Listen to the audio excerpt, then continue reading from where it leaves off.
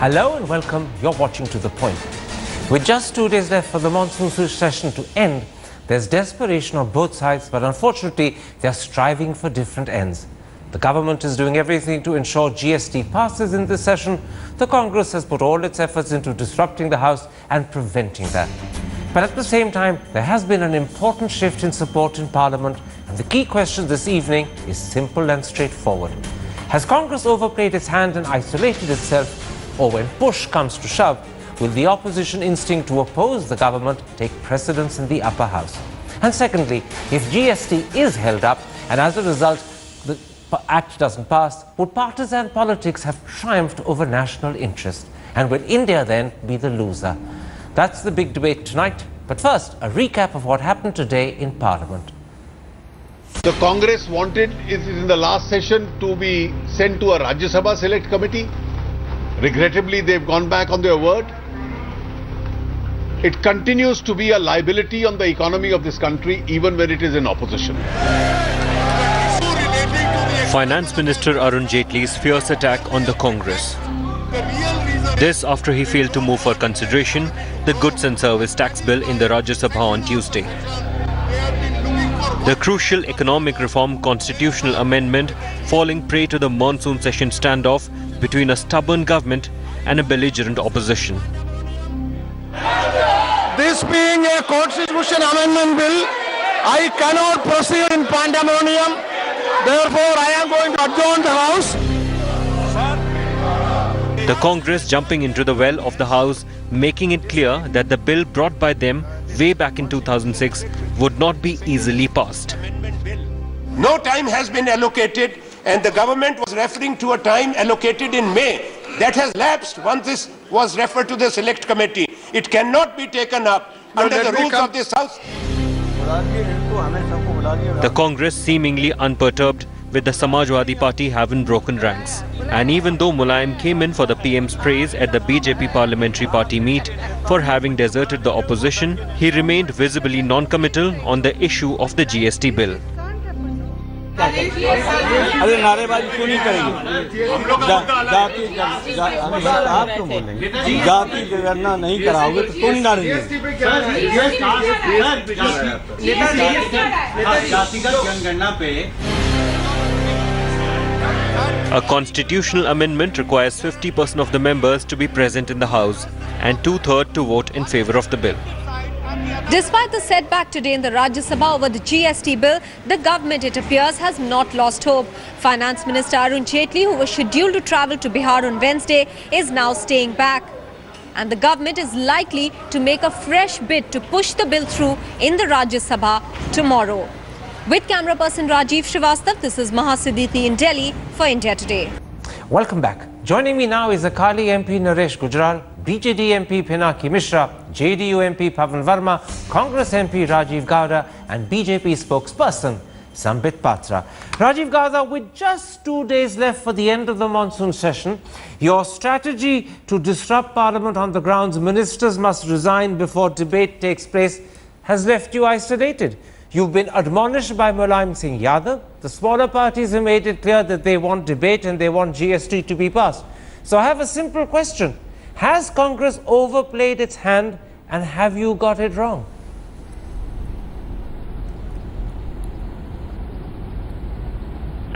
Hardly, Karan.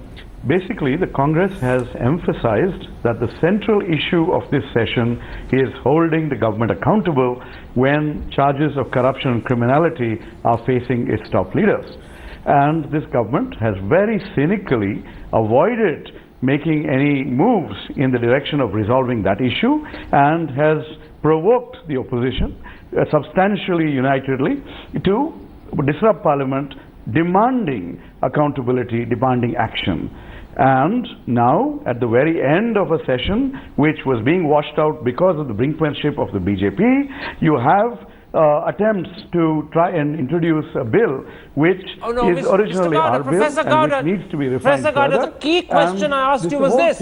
I pointed out that the smaller parties are no longer with you. Mulayam Singh Yadav is publicly distancing himself from you. So at this juncture, have you suddenly lost the support of the parties? Are you now isolated? That's the issue.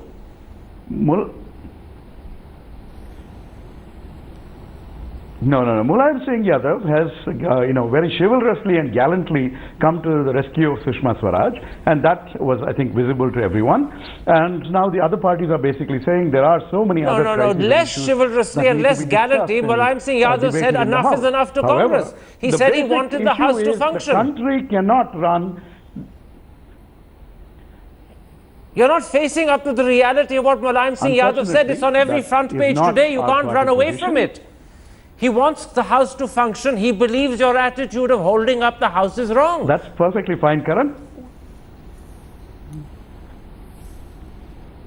No, we are insisting on a principle, and that principle is government needs to take action against people charged with corruption and criminality. This government has tried to instead indulge in a massive cover-up, and that is the root cause for all these delays and for except that, Mr. Gowda, legislation I'm not to be held talking up. about the justification, leave aside the legitimacy of what you've done. I'm talking about whether in the process you've lost opposition support. Let me bring in Sambit Patra, because our focus today is not legitimacy or justification. My focus today is whether the Congress has overplayed its hand and lost opposition support. Now, Sambit Patra, your leader Arun Jaitley claimed that only 2 leaders want to hold up the House, and he claimed that those 2 were Sonia and Rahul Gandhi. All the rest of the opposition, he says, actually wants Parliament to function.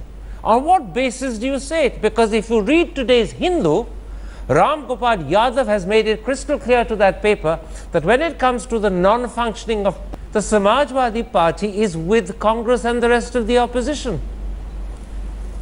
No, but then Mulayam Singh Yadav was speaking otherwise. And over here, how Arun Jaitley comes to know of the fact that only 2 people are responsible for whatever is happening, and the others, in fact, are wielded together to see to it that the Parliament should function. I believe every parliamentarian in this country, if asked on record, and off record as well, would agree to the fact that they are in the Parliament to see to it that the Parliament functions. You have my opponents over here, people from different political parties, quite senior and educated. So answer my question, where does Arun Jaitley get the grounds for saying that only 2 leaders, Rahul and Sonia, want to hold up Parliament? Where does he get the basis for saying that? As far as Mr. Arun Jaitley's answer is concerned, see, he is a man of stature who does not speak without reasonable evidence. But where's and the he evidence? is a man. He is Give a me man the evidence. I'm asking you. I'm challenging he is a man. Where's That's the what evidence? I'm telling. That's what I'm telling. He is a man who is constantly in touch with the political leaders of various political parties. And from that, he draws the information that most of them want the Parliament to function. It is only the 2 people, Sonia and Rahul, who are responsible for the kind of stalemate that we are seeing today. You know, what you're getting from Sambit Patra, Pavan Verma, is a statement which in effect says Arun Jaitley is so important, he wouldn't get it wrong. But I'm going to test Arun Jaitley's claim by putting it to you. Is Congress isolated? Are Rahul Gandhi and Sonia Gandhi the only 2 who want to hold up the functioning of Parliament?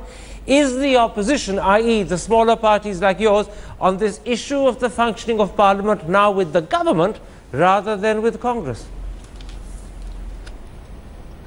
Karan, let me answer this quickly in the following way. I believe the entire opposition is united, or most of it, on making the ruling party accountable for serious allegations of corruption. At the same time, the entire opposition, along with the ruling benches, wants Parliament to function and have key legislations like the GST passed. That is the current situation in Parliament. The primary responsibility lies with the government for having broken the impasse. But unfortunately, the ruling party has done nothing about it.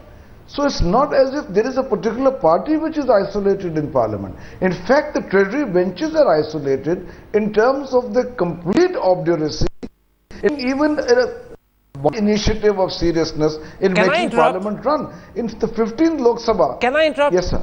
You said both that you want the House to function and GST to pass, and also that the government must be made accountable. Now, to many that sounds as if you are both with the government and with Congress.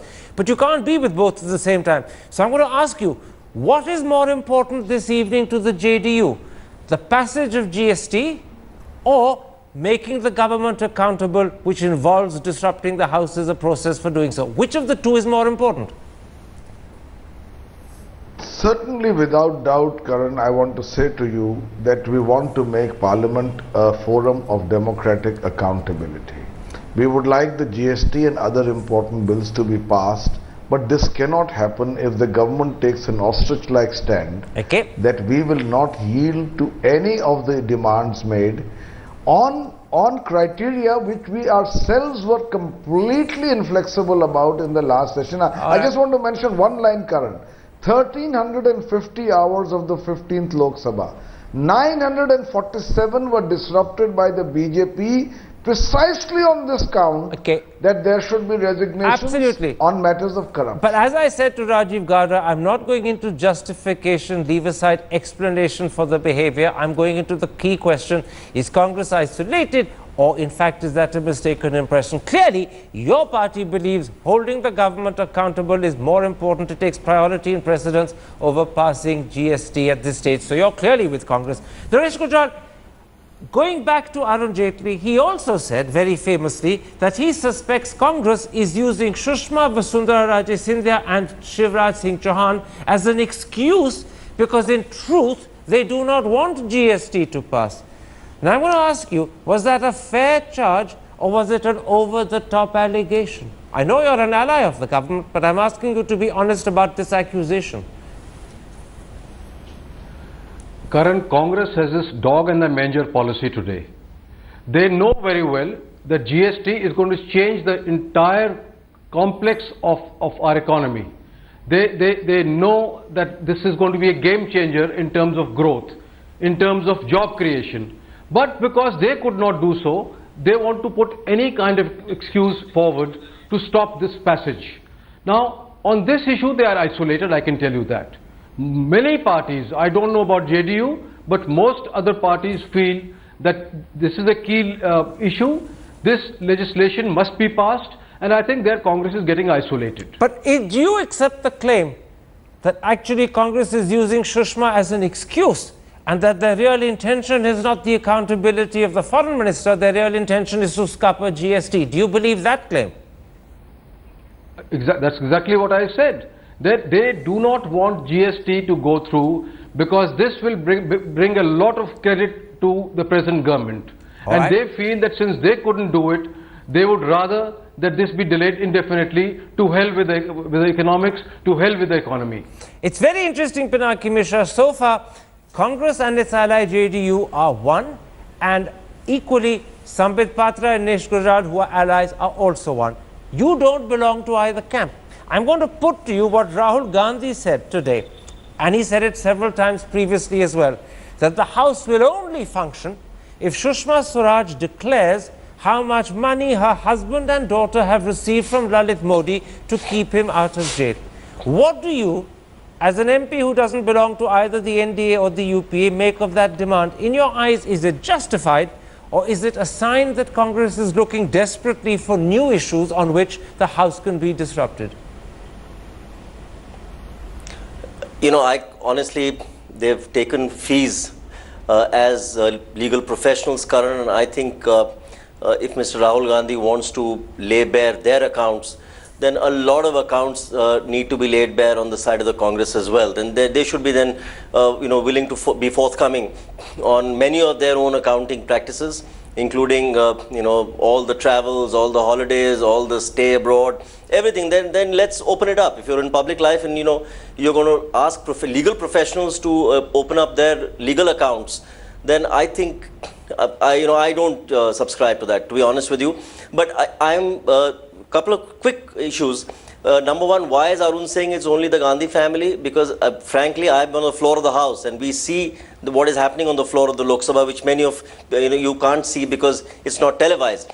There are many senior members of Parliament of the Lok Sabha. I don't want to name them here because I know that the whip will be cracked on them tomorrow morning otherwise. But they are obviously very embarrassed, and they don't join in this very unedifying spectacle on in the well of the House. They don't. And there are at least 10, 12 senior members of Parliament who absolutely stay away. They are on their legs in a very embarrassed way, but they don't wish to join in the cacophony in the well of the House, which is really only a fulcrum of about 18, 20 of these youngsters who are yelling their guts out. That's number one. So Arun is right that their heart is not in it. And that's clear, Shashi Tharoor has actually made bold to say it. So he's Let me stop you there. I need Secondly, to bring it. Even the left party's current... Let's leave the left out for now because we don't have a left representative with us. I've talked to some members of the left and they're also very embarrassed. Okay, you may well be right. Let me go back to Rajiv Gowda because there's a real sense, Rajiv Gowda, that the accusation and charges against your party are piling up.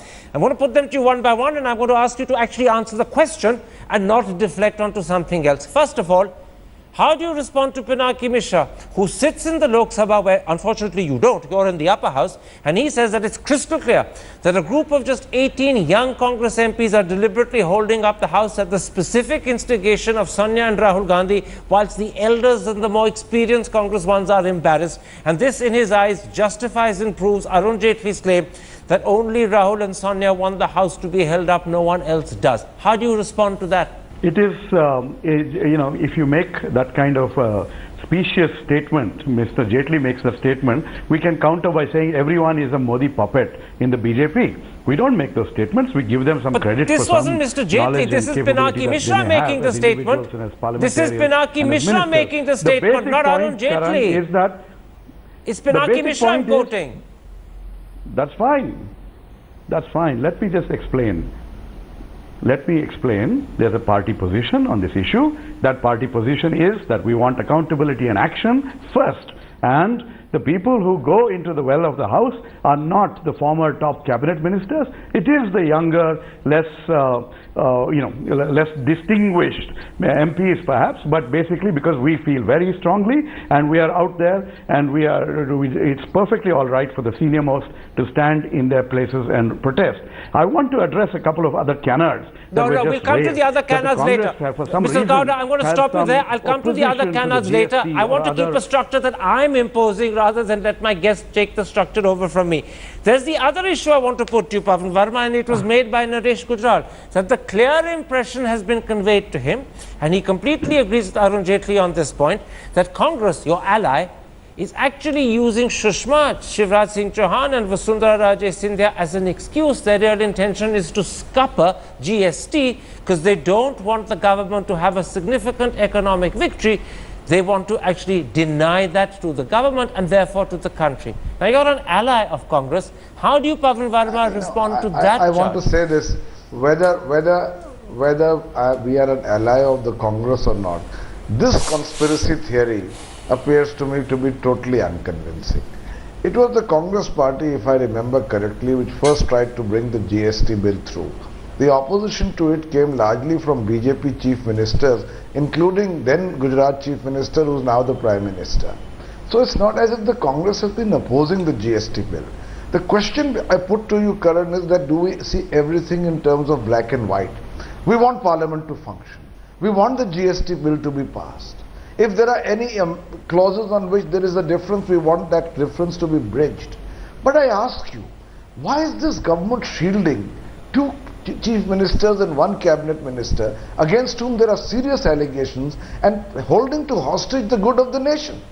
Okay. They actually use this argument against the Congress, that please allow these ministers must resign for Parliament to function, to move on development. Now when it comes to them, when they are the accused, they've completely changed the criteria. It's a spectacular betrayal, a spectacular display of double standards. Except that my focus today, I'm afraid, is not on that, but on the Congress and whether the Congress has support today or not from the opposition parties. And you've heard Naresh Gujral, Pavan Verma saying that what you brought up, that Congress is not really interested in Sushma, they're simply using Sushma as an attempt to scupper GST, is a canard, it is a conspiracy theory, it is fiction, and he in fact cited quite legitimately the fact that GST was a measure Congress moved, that in fact it was the BJP that was holding up GST for 8 years. And as Mr. Modi and now Arun Jaitley say, this is going to cost the economy 1.5% growth here, then by that calculation, Mr. Modi is responsible for something like 8% growth, 1.5 over the 4 years that he held it up. So this sort of conspiracy theory argument can be bandied about meaninglessly, can't it, Naresh Gujral? I totally agree with what Pavan is saying. This was the brainchild of the Congress party. And I'm surprised they're not taking credit for it. Because I was a member of the the select committee, and I saw how roadblocks were being brought there also. And many times I pointed out to them that why don't you take credit instead? Why are you trying to block this important piece of legislation? But today it's very unfortunate. They feel that if BJP passes it, if BJP will get the credit, and if that happens, this definitely would make sure that going forward this would mean one more term for Mr. Modi at least. Where do you stand on that critical issue, Pinaki Mishra? I'll come to you in a moment's time, Mr. Gowda. I see your finger. Where do you stand on that issue, Pinaki Mishra? Do you accept the claim being made by the NDA, and it's been made both by Sambit and by Naresh Gujral, although it's equally vociferously denied by Pavan Verma and Rajiv Gowda, that Congress is really not interested in Sushma? Their attempt is a form of revenge politics. The BJP held up GST in their time. Now they're determined to pay back in the same coin. And it's GST they want to scupper, not Sushma that they want to make accountable, even if that's what they say when they speak. Karan, there is no doubt this is tit for tat politics. There is no doubt that the Congress feels very bitter that the last 5 years insurance, in FDI in insurance, FDI in defense, the GST, many of these progressive measures were not allowed by the BJP, and therefore it's payback time. There is no question at all. And they also believe that the 5 years that the BJP went hammer and tongs at them at the issue of corruption paid dividend in the elections, and the people believed it. So now they are going to go for the next 5 years hammer and tongs only on the issue of corruption to ensure that they milk it at the next election. So I think, the BJP and the Congress are here to stay. So are we all, of course, but they are here to stay at the center stage of Indian politics. They have to take a call now. Somebody's going to win the election, somebody's going to lose the election. They have to decide whether they are going for their narrow partisan electoral prospects and their party prospects. They're going to hold the nation to hostage. BJP held the nation to hostage for 5 years, I believe, on some of these development issues. Although, of course, there were huge corruption issues which they did expose, but they did hold up a lot of these issues which could have given the Congress actually a pretty fair name in terms of the economic agenda. But the Congress actually felt very bitter that their economics suffered as a result of the BJP stonewalling. So they are paying them back now. Both parties have to now decide going forward that, look, let's call it a truce.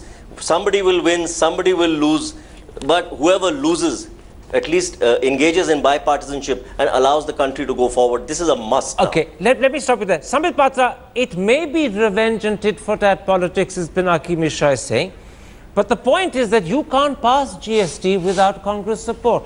And if passing GST is your priority, then your second priority would be to reach out to Congress and win them over and convince them.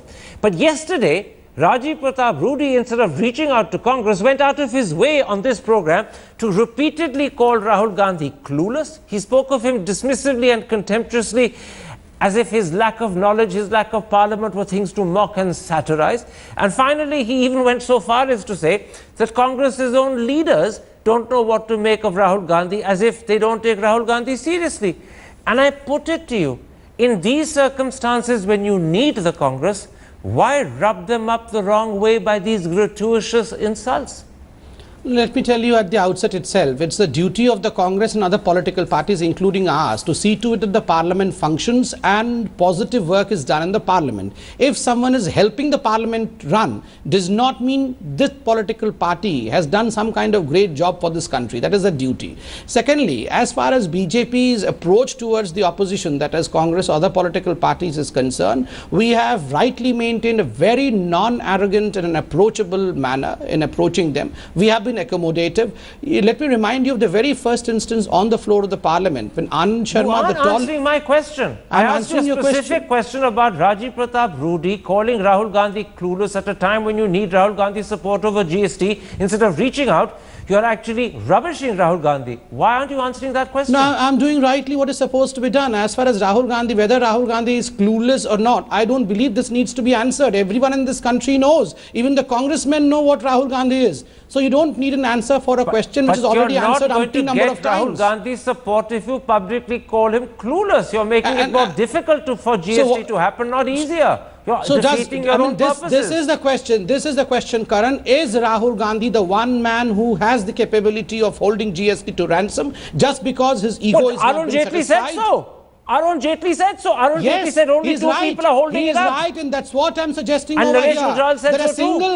a single man's ego has become the most important issue for the country's economy today. Will this man feel that his ego needs to be satisfied just for the economy of this country to take turn to change? All right. I believe this is the worst thing that is happening to Indian politics. And Mr. Rahul Gandhi, if he is not clueless, then he should take clue from your discussion today, should learn that, well, yes, it is no need to pamper his ego. Rather, he should be egoless to see to it that the country moves in the right direction. Rajiv Gowda, I pointed out to Sambit Patra that from their point of view and from the strategy they should be adopting, this sort of needless attack on Rahul Gandhi doesn't serve their purposes. I want to point out the opposite to you. You need desperately at this moment to keep opposition support with you when you attempt to hold up the functioning of Parliament to ensure accountability. It's fracturing, as Mulayam Singh Yadav has already showed publicly. And you make it worse when Rahul Gandhi gratuitously but repeatedly keeps saying that the House will only function if Sushma Swaraj declares how her husband and daughter have received and how much they've received from Lalit Modi. Why should they declare it? Because those are legitimate legal fees. Or are you suggesting that in fact they've taken bribes? Because on this, once again, you don't have opposition support.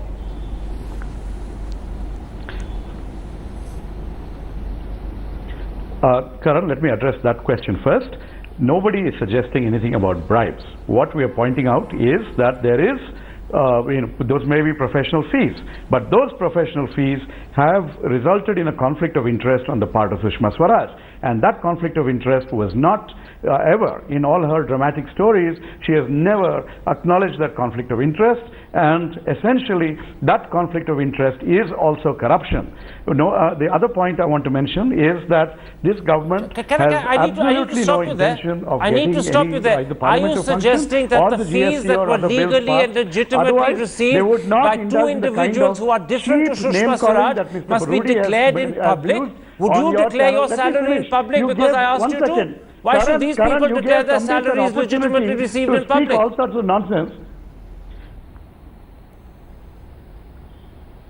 No. There is a conflict of interest which she hid from the nation. That is just one small part of many of the other. She helped a fugitive escape and evade justice. That is, go and please look at the Criminal Procedure Code for Indian Penal Code for what all it violates. All right. So basically, she has tried to give a melodramatic story when in reality there is another angle of conflict of interest, of corruption, of criminality involved, and that is what is holding up Parliament. Let me point out that when it comes to GST, when it came to insurance, we were happy to work together and pass that legislation. Not on GST, insurance no doubt, but not on GST. GST is the issue at the moment. You're holding up Parliament and not letting happen. So let's not confuse the two. We have put in a lot of work on improving the GST. Please, no. Please take a look at the version of the GST. That I'm not going into the details of the GST and whether what you're suggesting is an improvement or whether it actually tantamounts to a derailment would be an open-ended issue. Let's get off that. I'm going to stick narrowly to the focus I want, not the deflection you want to impose. Pavan Verma, I want to bring you in at that point. You support the Congress demand for bringing Sushma Swaraj to accountability. You believe that if the only way to do it is to disrupt the House to put pressure, that's an acceptable, legitimate tactic. But do you support Rahul Gandhi when he says that Sushma Swaraj's husband and daughter, who are two different entities, must declare how much money they've received from Lalit Modi to keep him out of jail? Do you agree with that demand that two people who are separate individuals should have to make their legitimately earned legal fees available to the world? Do you go that far? No, let me clarify what I believe, Karan. I believe that if any action by a cabinet minister seems to be inexplicable in terms of the procedure followed, it's only logical to ask why did she, and especially a person of the caliber of Sushma Swaraj, behave in a particular But those manner. are questions to Sushma Swaraj. What about bringing the husband and daughter in and demanding to know how much they've earned? Yeah, the next question is that if a person of her caliber did act in that manner, what was the motivating reason? Yes, but and if there is Verma, conflict come of to my interest, question. My question is a different one. Please come to that. Do you believe that the husband and daughter should declare in public how much they've received when those are in fact legally received, legitimately received fees? Should that be declared in public, or is that an intrusion into their privacy and their rights?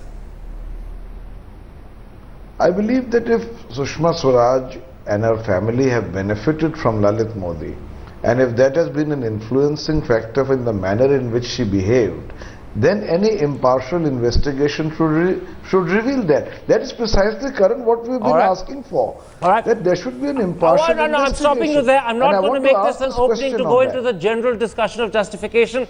You've eventually come down to say that in fact you believe Rahul Gandhi is justified in demanding that Sushma's husband and daughter make public how much they've earned, even if those are legitimately legally earned fees. Let me rephrase that. I have said there should be an impartial investigation. So that's a different stand to the Congress stand. An impartial investigation is very different to a demand for their fees to be revealed in public. I'm asking you for specificity. You're obscuring it by giving me confused, long-winded answers, but I'm going to interpret what you're saying. You can't, as an ally of Congress, make clear that you differ, but to me as an intelligent human being and to the audience, it will be quite clear that you don't support Rahul Gandhi's position on this matter, but you don't want to say so because obviously maintaining unity is more important than establishing difference. And even though you're nodding your head, I'm not sure if that's in agreement with me or in agreement with Rahul. But and we're discussing the logjam in Parliament. Rajiv Gowda, let's come to GST, which is perhaps the most important bill that is suffering as a result of the paralysis in Parliament. Now, everyone accepts that GST could add 1.5% to GDP. It would make a huge difference to the lives of ordinary Indians. How do you justify derailing its passage in the monsoon session and thus effectively ensuring it will be delayed by a whole year more?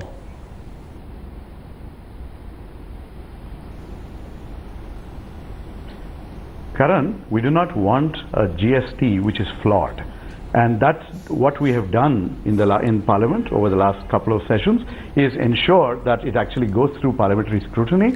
We've had a select committee that has actually worked to improve the bill, and we have, in our dissenting note, pointed out further areas where the GST process needs to be improved. And those are very valid points, and those are points that the government should have taken into consideration, should have sat with other opposition parties, worked out what amendments to officially bring in, and ensured that just like the insurance bill was passed, because you can't get a perfect GST, you're not prepared to permit one that is just good. This is a case of the excellent taking priority over the good and becoming in effect the enemy of the good. That's your position, isn't it? We can't get perfection, but we won't let a good thing happen either. Not. Well, that's what you just said. Not at all. We have priorities. The first priority is accountability, and then GST will pass. It may just not pass in this session. Quite right, that's the point. It won't pass in this session. A whole year will be lost, and the people of India will suffer. You've just admitted it. Sambit Patra, Anand Sharma says that in fact it's the Prime Minister's arrogance. To Modi and Jaitley, we suffered enough. Quite right. Now you also make it sound as if it's revenge. You're getting your revenge, and I know revenge is always best when served cold. Sambit Patra, Anand Sharma says that in fact it's the Prime Minister's arrogance that is responsible for the stalemate, because the Prime Minister has taken no initiative whatsoever to reach out to the Gandhis or to Congress. In fact, Jyotiraditya Scindia made it clear that during the 5 days when the Congress was boycotting the Lok Sabha, absolutely no one from your party bothered to contact them to search and seek out some accommodation. So I'm going to put a simple question to you.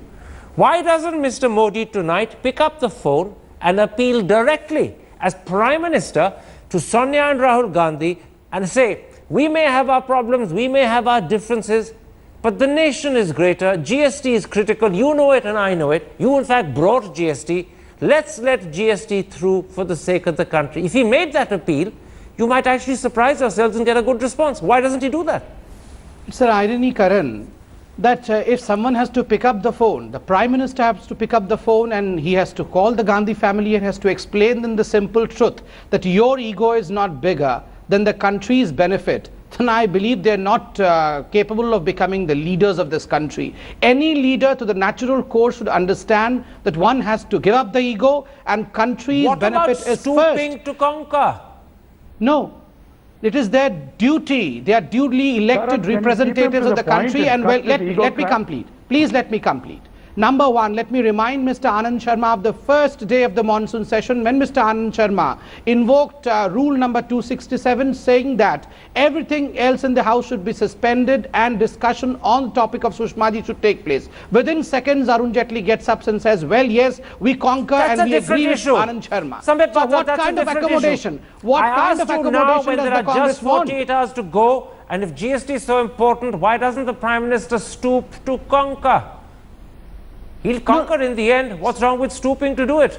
No, there is a difference between accountability, there is a difference between being accommodative, there is a difference not being arrogant and being pleading, stooping and begging. Why should a duly elected Prime Minister of the country be begging in front of the Gandhi family just to prove a point that, well, yes, you are so important that you are probably more important than Mother India? No, Mother India and duly elected representatives. There seems to be a bit of ego on both sides from their answer. Pinaki Mishra, I've been listening to all my opponents when they were speaking about Sushma Swaraj. I'm not going on to Sushma Swaraj, and I'm stopping you if you're trying to do that yourself. I'm sticking now to GST. Sorry, Sambit, we're sticking to GST.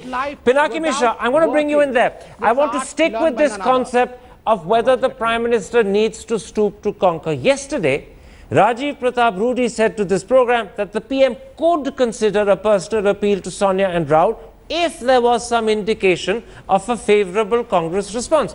And my question is this: is the BJP right to set a precondition, or should an initiative be taken without any assurance of the outcome? What's your answer to that, Pinaki? Karan, I cannot second guess what would have happened if the Prime Minister had engaged himself in the first instance. I believe that the Prime Minister, who normally is, extremely voluble, he has a point of view on most issues, I think should have come out with a point of view on this issue as well, stated his position on this. It would have helped matters. He should have been engaged a little more in this right from the beginning. He did not. But I believe the Congress party also boxed itself and him into such a corner with this incredible demand on day one: sack 2 chief ministers, sack Sushma Swaraj, because we sacked, Pawan Bansal, Ashwini Kumar, with great respect. Ashwini Kumar, Pawan Bansal. I'm not going into Ashwini Kumar and Pawan Bansal. Look, let's not get into that subject. No, so what you're saying to me, and I'm repeating it, is that the Prime Minister should have taken an initiative. Although you say the circumstances were perhaps difficult to do so. I believe he should have engaged. I believe. He should have engaged. I believe he should have engaged himself a little more. I think so. Naresh Gujral, I'll come to you in a moment, Sam Pavan. Naresh Gujral. But the Congress, I think the Congress shut doors. All right, maybe you're right. Naresh Gujral, I want to put to you something that I suggested yesterday to Rajiv Pratap Rudy. I said to him that if the Prime Minister were to make a statement that the BJP was wrong to disrupt Parliament during UPA years, and then, having taken the moral high ground as a result, appeal to Congress not to repeat the same mistake, he would swing public opinion behind him, and he would make it very difficult for Congress to refuse his appeal. Rajiv Pratap Rudy dismissed my suggestion. How do you respond to it? Karan, I don't know if the Prime Minister hears your program or he sees your program, but what you're saying makes a lot of sense, because this face-off must end. We have to ensure that this critical piece of legislation be passed in this session itself, even if this session has to be extended by a few days, because this is one critical legislation which will give a booster shot to our economy.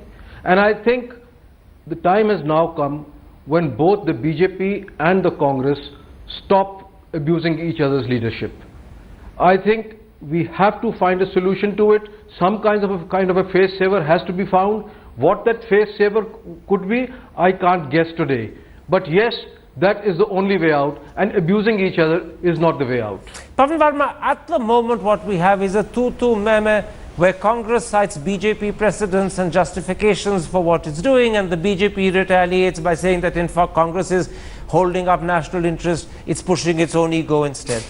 Do you think that if Mr. Modi were to find a way of apologizing for BJP behavior in the past, and then from that moral high ground, and I keep stressing, from that moral high ground, appeal to Congress not to repeat the same mistake, would it work? And my question is really this: would that sort of gesture appeal to your party? In fact, In fact, Karan, I don't believe the Prime Minister needs to stoop to conquer. I believe he needs to stand up erect, further expand his 56-inch chest and say to the country that in accordance with the principles we ourselves laid down, any allegations of corruption will be investigated. These ministers or chief ministers will resign. Let's get on with the business of Parliament. And I believe in miracles, and I agree with Naresh. In the remaining 2 days or in an extended session, GST can be passed. All right, but it's you're possible both talking about the Prime miracles. Minister must play his role. Naresh was agreeing with my suggestion that there are clever ways of stooping to conquer. You're saying, in fact, stand erect, spread your chest, and sack your ministers from that standpoint, and then you will have conquered. I'm not sure whether the Prime Minister is going to like any of that advice, assuming he's listening. But the one thing that he will know is that MPs that was their advice to the Congress. Absolutely, but you know, it's one thing to advise your opponents and another to practice it yourself, and Congress knows that just as well as the Prime Minister does. Politicians are brilliant at advising and not following what they preach. My thanks to all my guests for joining me. Clearly, my guests are concerned about the situation in Parliament. But in 48 hours, will it change or will it end the way it's going?